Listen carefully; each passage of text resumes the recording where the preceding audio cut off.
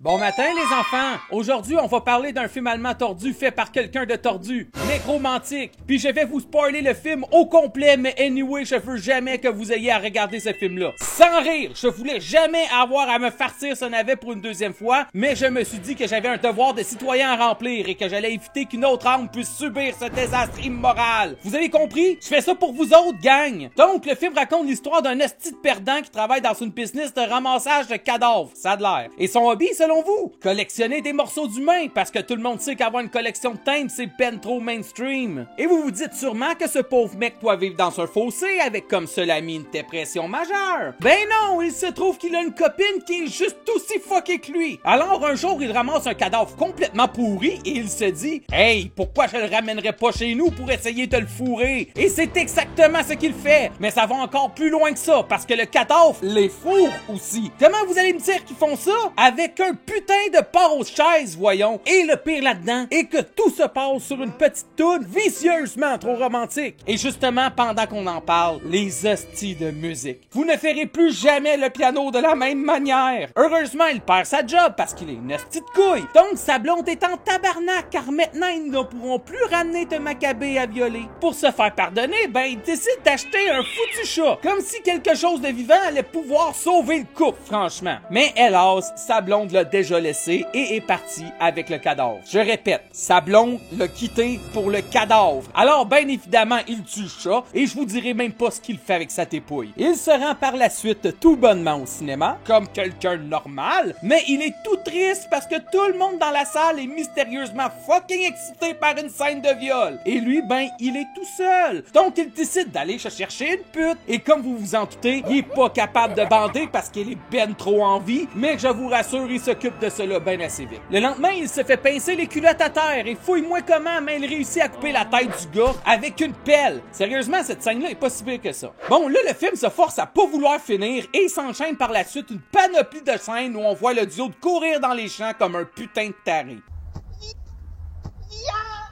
Et comme toute mauvaise chose a une fin, il décide éventuellement de se faire harakiri tout en éjaculant partout dans la pièce. Et tout cela sur évidemment une trame sonore qui redéfinit le sens de malsain.